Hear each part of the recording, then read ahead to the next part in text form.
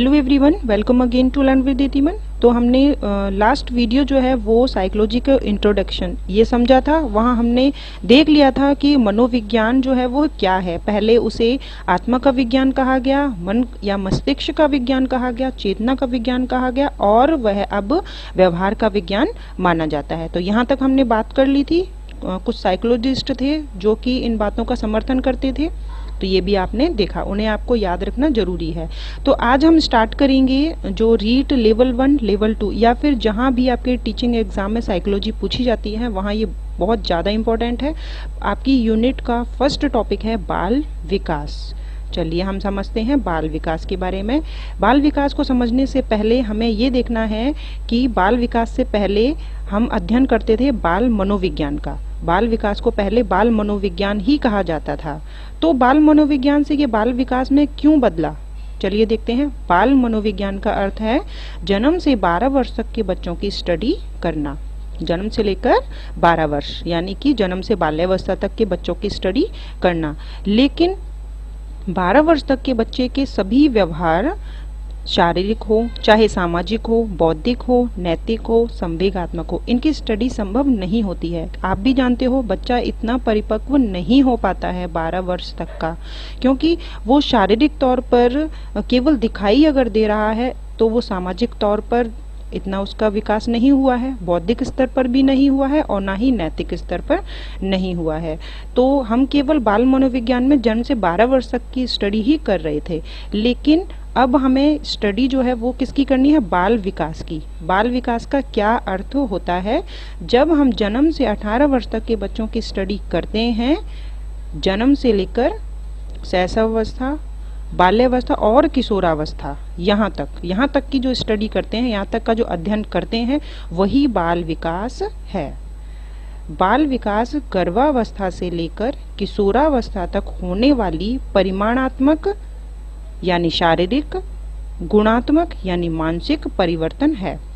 तो हमारे सिलेबस में भी हमें केवल जन्म से लेकर किशोरावस्था तक का ही अध्ययन करना है और यही बाल विकास है। इसीलिए आपका टॉपिक जो है बाल विकास दिया हुआ है, क्योंकि हमें जन्म से लेकर केवल किशोरावस्था तक का अध्ययन करना है।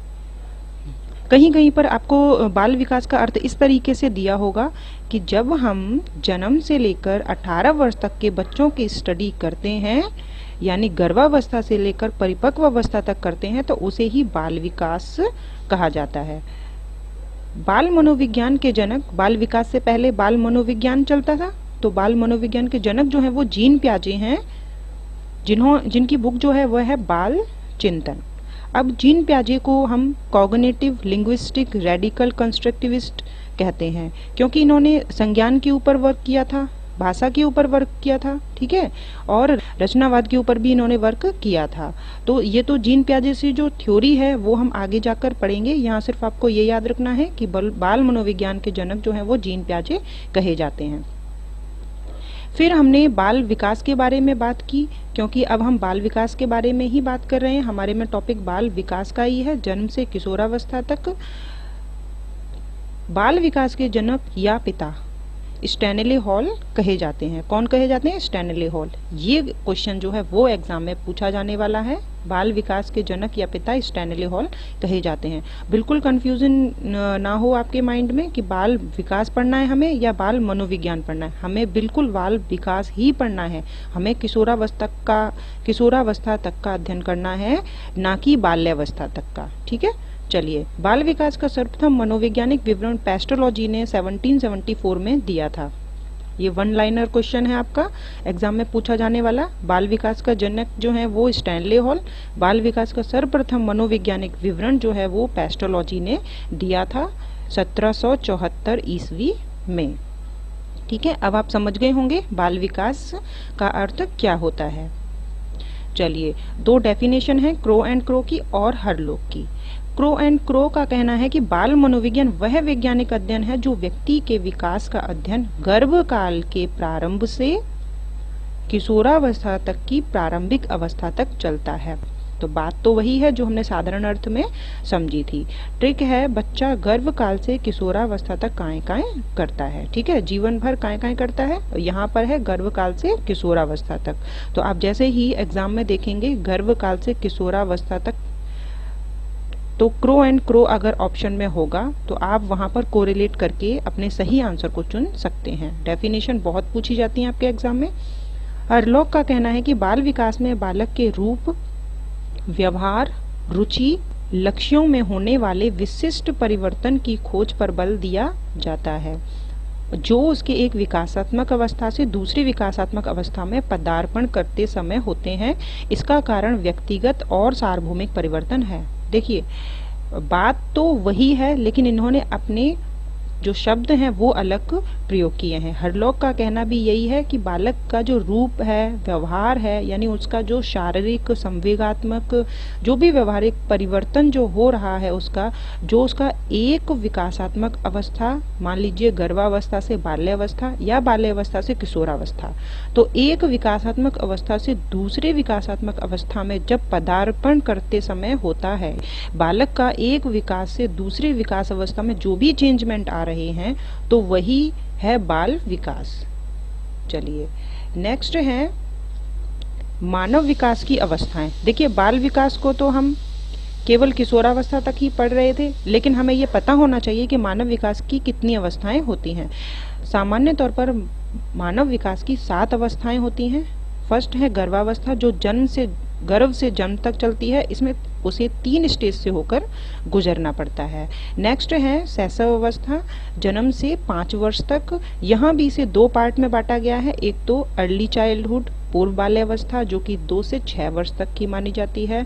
उत्तर बाल्यावस्था, जो कि लेटर चाइल्डहुड, 6 से 12 वर्ष तक की मानी जाती है। नेक्स्ट है बाल्यावस्था, जो कि 6 से 12 वर्ष तक की मानी जाती है। किशोरावस्था 13 से 18 वर्ष तक की। युवावस्था 19 से 25 वर्ष तक की। प्रौढ़ावस्था 25 से 50 वर्ष तक की। और वृद्धावस्था 50 से मृत्यु पर्यंत तक की। तो मानव विकास की अवस्थाएं यानी मनोविज्ञान का अध्ययन जब हम करते हैं तो गर्भावस्था से लेकर वृद्धावस्था तक का करते हैं, लेकिन जब हम बाल विकास का अध्ययन करते हैं तो गर्भावस्था से लेकर केवल किशोरावस्था तक करते हैं। यहाँ पर आपकी जो 4 जो स्टेज हैं, इन्हीं तक आपके सिलेबस में दिया है, आपको यहीं तक समझना है। नेक्स्ट टॉपिक जो है वो हमारा होगा अभिवृद्धि और विकास का। चलिए अब हम कुछ प्रश्न कर लेते हैं, जिससे कि टॉपिक जो है वो कितना अच्छे से समझ में आया है ये भी आपको पता लगेगा, और कुछ फैक्ट जो होते हैं वो क्वेश्चन के माध्यम से भी याद हो जाते हैं। तो चलिए स्टार्ट करते हैं। व्यवहारवाद की स्थापना किसने की? व्यवहारवाद की स्थापना किसने की? वॉटसन ने, स्किनर ने, वुडवर्थ ने या मैकडूगल ने? तो देखिए इसका आंसर क्या होगा? इसका आंसर होगा वॉटसन। वॉटसन को व्यवहारवाद का जनक माना जाता है, व्यवहारवाद का पिता माना जाता है। उन्होंने ही व्यवहारवाद की स्थापना की थी। नेक्स्ट है क्वेश्चन 2, मनोविज्ञान के जनक कौन हैं? तो हमने सबसे पहले स्टार्टिंग में ये देख लिया था, मनोविज्ञान के जनक कौन है? विलियम वुंट, अरस्तु, विलियम जेम्स और वॉटसन। वॉटसन को तो मनोविज्ञान में व्यवहारवाद का पिता कहा जाता है। अरस्तु को मनोविज्ञान का जनक कहा जाता है। नेक्स्ट है बाल अध्ययन का पिता किसे कहा जाता है, या बाल विकास का पिता किसे कहा जाता है? Stanley Hall, John Locke, Crow and Crow और जीन पियाजे। तो सोचिए इनमें से आपने क्या पढ़ा था और कितना आपको याद है? तो बाल अध्ययन का पिता जो है वह स्टैनले हॉल को कहा जाता है। क्वेश्चन 4, आउटलाइन साइकोलॉजी पुस्तक किसने लिखी? तो जो भी हमने पढ़ा है उसी से रिलेटेड क्वेश्चन है और ऐसे ही आपके उठाकर एग्जाम में पूछे गए हैं। आउटलाइन साइकोलॉजी पुस्तक किसने लिखी? मैकडूगल, विलियम वुंट, अरस्तु और विलियम जेम्स। तो इसका आंसर होगा व्यवहारवाद के जो जनक हैं वो कौन थे? विलियम। देखिए व्यवहारवाद जो मनोवैज्ञानिक हैं मैकडूगल, उन्होंने आउटलाइन साइकोलॉजी बुक जो है वो लिखी थी। नेक्स्ट है क्वेश्चन 5, प्रयोगात्मक मनोविज्ञान के जनक कौन है? तो बताइए कि प्रयोगात्मक मनोविज्ञान के जनक कौन है? किसने 1879 में जर्मनी के जो लिप्जिंगबर्ग में मनोविज्ञान की प्रयोगशाला खोली थी? तो प्रयोगात्मक मनोविज्ञान के जनक विलियम वुंट, अरस्तु, विलियम जेम्स और जॉन लॉक, इनमें से कौन हो सकते हैं? तो इसका आंसर होगा विलियम वुंट।